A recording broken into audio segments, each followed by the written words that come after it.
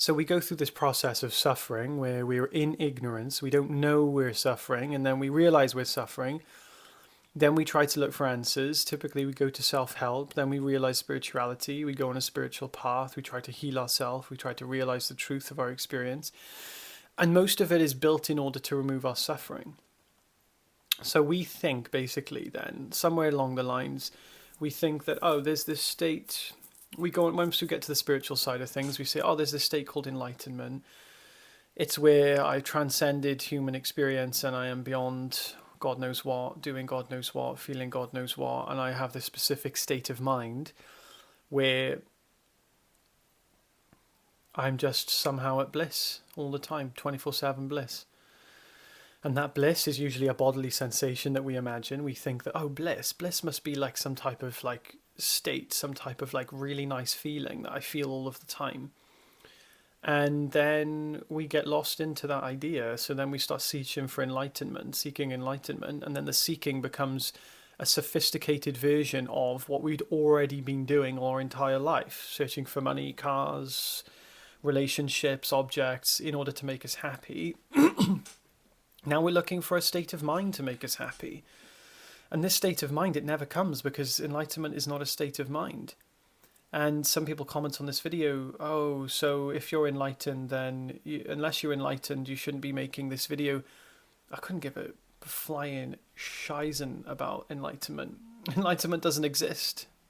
So you think that it's a noble thing to do to be enlightened, to talk about enlightenment. It doesn't exist.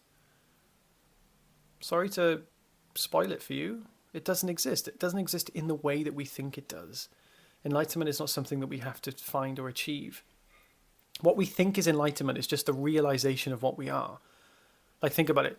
Enlightenment is to realize that what we are is not limited, temporary, or finite, but infinite, beyond, transcendent of the body and the mind, meaning outside or prior to the body and the mind, you see? It's not something like if we were to think of a video game, when we're in a virtual reality headset and we're playing the game, our body and mind is transcendent of the game. We're not in the game, we're beyond it, you see? If we're having a dream, our body and mind sleeping in bed is transcendent of the dream. We are beyond the dream. We're not in the dream, we are sleeping in bed and the dream is inside us. Likewise, the body and the mind, consciousness is transcendent of the body and the mind, meaning it's beyond the body and mind. It's not, it's the body and mind is contained within it. So this is basically what this, when we say infinite, what we are is infinite. It means infinite, not limited to anything. It's not infinite. I can do everything as a body and a mind. The body and mind are limited. That's why people, when we believe we're the body and the mind, we will think consciousness is limited.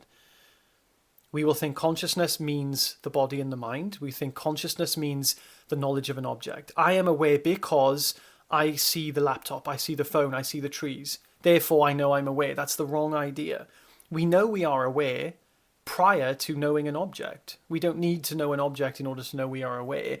The fact that we know an object implies already that we know ourself, that which is aware.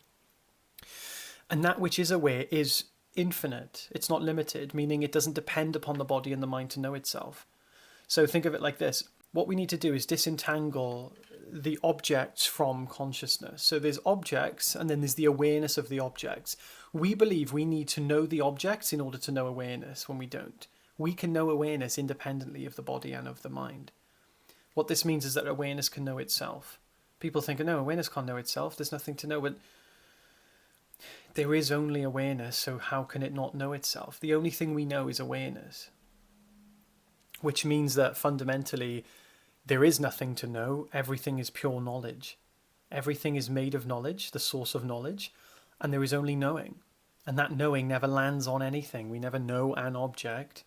There's just the infinite knowing of all that's known, and that's the same thing knowing itself. And we are that. There's nothing to limit us. So the body and the mind are not limited to, so awareness is not limited to the body and the mind. The body and the mind are limited to awareness. What we are aware of is limited because what we are aware of is the faculties of the body and the mind. But the fact of being aware isn't limited. If we had eyes at the back of our head, we'd be aware of that too. If we had the parameters to be aware of something, we would be aware of all of it. You see, the only thing that's limited is the body and the mind. The awareness is not limited. People confuse it. If you've believed yourself to be a body and a mind your whole life, you will superimpose the belief that consciousness is limited to the knowledge of an object, when it's not. It would be aware of anything that took place, if it took place. But because we are so succumbed to used to being aware of objects, we believe that awareness can only know itself or know of itself through an object, but that's not true. All objects are actually made of awareness. So we never really know an object, but without going too far into that direction at the moment, what we need to see is that there is the fact of being aware, the simple fact that there is awareness, and there's the apparent awareness of an object.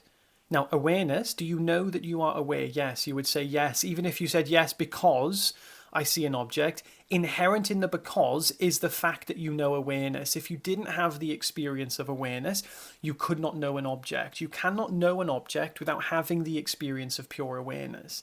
It wouldn't make any sense. Otherwise, it would just be yes. It would be no, I'm not aware, but there is an answer yes. That comes from what? It would only ever come from the answer to yes, I am aware. And if you know you are aware, that's awareness without an object. You might not notice that moment where you're knowing it because you're so used to seeing objects. It's a timeless moment where no objects take place. If you're used to seeing the noise of experience, you're not going to notice that silence, metaphorically speaking, you see. So we need to get very, very used to this sense of knowing this transcendent silence, I say that poetically, of our being. And the more we get used to that, the more obvious it becomes. It's about making something that is not so obvious more and more obvious. This is why the search for enlightenment is such an obstacle, because we would be seeking for 20,000 years if we believed we were searching for some type of state of mind or experience. What we really should be looking for is that very simple, normal experience of simply being aware, and then developing the understanding of what that actually is. So yes, it's not it's just as much as it's enough to know that there is awareness and what that awareness is. It's then necessary to know if that awareness is infinite or limited. Then once we understand if that awareness is infinite or limited, we will always come to the conclusion it is infinite.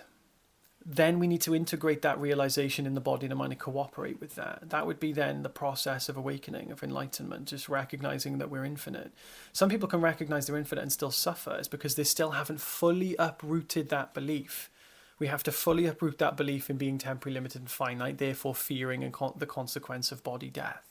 So in none of that process was there any understanding as to what we find as an object. There's nothing we find as an object. So that means that any understanding we have is purely a non-objective understanding. It's the understanding of the falling away of knowledge, the falling away of states, the falling away of the search for feelings. We cannot be having any conditions on what we think enlightenment or awakening is. We cannot put any conditions on it. The minute we put a condition on it is the minute we start searching for a condition. And that condition will always be not what it is, because a condition for something unconditional is obviously straying too far away from the path. So it's unconditional happiness is the best way to put it. Happiness that is not conditional. Happiness that is simply irrespective of our circumstances. Let this video be a testament to putting an end to this search for enlightenment, because now you know what it is. Enlightenment is simply knowing the true nature of what you are and understanding whether it's limited or infinite. And then once we know it's infinite, then we reciprocate with that realization and we start to integrate that on a feeling level. We want to feel unlimited, not feel unlimited like I am like an ancient god. We just want to know that I am free from all experience, and to feel that normally, like so that we don't walk around feeling like a tiny little vessel of pure contracted shyness. You see, we want to feel open, expansive, confident, free, relaxed. This is the qualities that the body feels like in that bodily feeling recognition of our true nature. Hope this is helpful, guys. I have a free community if you'd like to check it out. The link is in the description. I'd love to see you there. Have a beautiful day, guys. Take care. Bye.